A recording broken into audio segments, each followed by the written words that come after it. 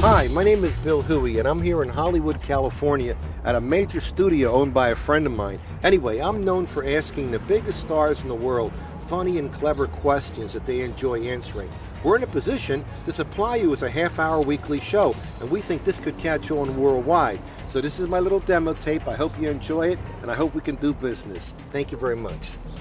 Name a famous person that you would like to see being chased by a swarm of bees, just for entertainment value. Arnold Schwarzenegger. Anybody famous that you think is a little crazy? It's got the devil inside them? Yeah.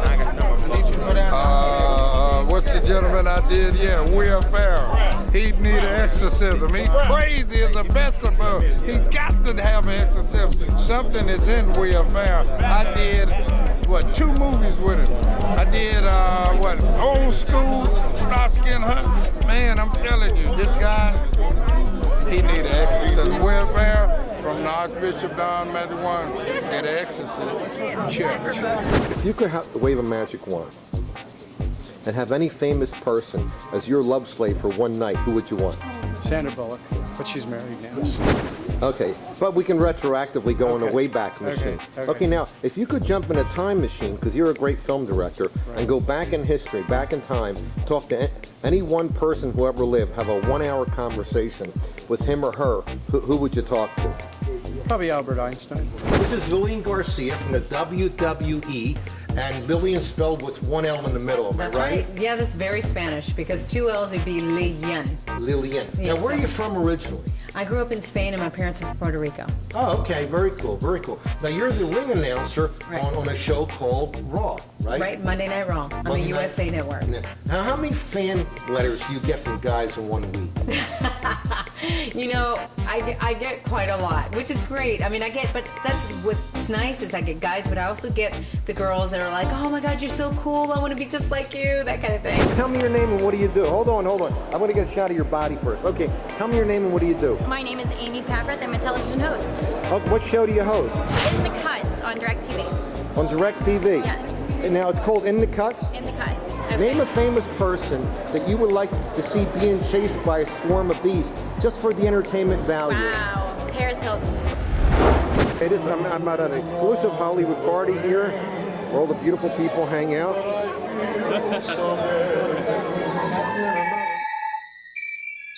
Now, she's here in Hollywood, and we're filming today at the world-famous Florentine Gardens on Hollywood Boulevard, because she has an album that's coming out. It came out a couple days ago, right? Right, it came out actually last week. It's called Quiero Vivir, which means I want to live. That would sound like something someone would say either on their deathbed or at the gallows. Flavor Flav named me Cherry. I was Cherry on VH1's Flavor of Love, Season 1. If you had a magic wand and you could have any famous person in the whole world as your love slave for one night, who would you want? Any celebrity? Anybody famous that the public would know is your love slave for a night. Nicole Narain, she's a Playboy playmate. We're here with the legendary John Densmore. And John, how you doing now? You're in a jazz band. Tell me the name of the band. Wait a minute. Legendary doesn't imply I'm dead. Tell us about the album. Did you write the songs? Or? Yeah, I co-wrote and wrote 11 out of the 12 songs. Very cool, very And cool. so it was very, very special to me because everything that I've had in here for so long, I finally got to get it out and release it. And it's a record about everything. It's a little bit about, you know, when you're happy, when you're sad, when relationships aren't going so well, when you've been dumped, where, all this kind of stuff. With age comes wisdom. What is the biggest thing you have figured out, or the biggest piece of enlightenment in recent years that has come with age?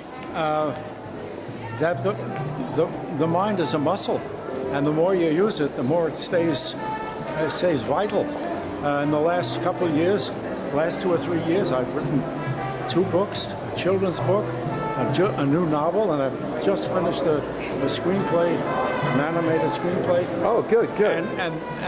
And I do crossword puzzles, and anything that tickles your brain and makes you think. All the people that appeared at American Idol, in your opinion, who's the one person that could have done much better, but somehow they weren't ready or they just weren't focused? Oh, that's not even a fair question. I think they all could have done great if they'd have done better. I mean, listen, when you put kids that haven't done this under that kind of pressure, there's 35 million people watching 2 nights a week.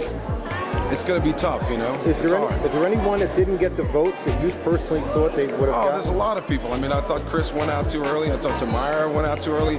Every season, there's always someone that people forget to vote about. You know what I mean? And what's one piece of advice you would give to an aspiring singer who wants to get on American Idol and make it? Don't believe the hype. Become the best you can be, and ask somebody that won't lie to you, that'll tell you the truth. And read that book called What's Up, Dog. There's a lot of hot info. When people speak about legendary people, they usually imply they're dead. He's very much alive. Let's just get that out of the way. Thank you. Thank you. Now, tell me the name of the band and what this band is about. You're in a jazz band, This right? band is called Tribal Jazz, and the title is exemplary of its ingredients. It's like a jazz quartet, a la Miles Davis, John Coltrane, fuel injected by two master African drummers and percussion. So it's jazz, but even in a place like this, at the end, people would get up and move. You can't not move. Who would you love to do a love scene with in a movie if you had the chance? Halle Berry and what's her name? Scarlett Johansson at the same time, both of them. Now, I also get invited to a lot of secret Hollywood parties where the stars let their hair down and get crazy and have a good time. So I can deliver footage of those kind of events. Here I am walking up the driveway of a mansion in the Hollywood Hills where I'm going to attend a Hollywood party.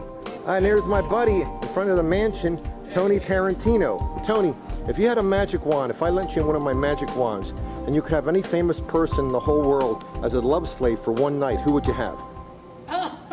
Angelina Jolie. Now, you did a song here with John Cicada, right? You're right, John Cicada, yep. John Cicada, right. Now, how did that come about? How did you hook up with him? John knew the producers, Tim Mitchell and George Noriega, very well. So he was actually brought into as part of the writing team. Oh. So we co-wrote 3 songs together. Oh. And then when this ballad came about, we were all thinking, like, who do I do the ballad with? And then I was like, okay, I need a voice that's sultry. I need a voice that has range. I need a voice that, a man that's got passion. And all of a sudden it was like, John! And so it's like, you have to do this. And he just didn't even balk at it. I mean, he was like, absolutely, I gotta do it.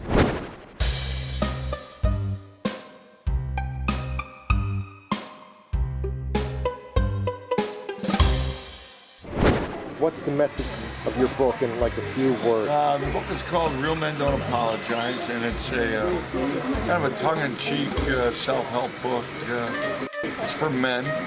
It's really about the premise about honoring women and being the man that women really want to have. Right. I was like, okay, I need a voice that's sultry. I need a voice that has range. I need a voice that, a man that's got passion.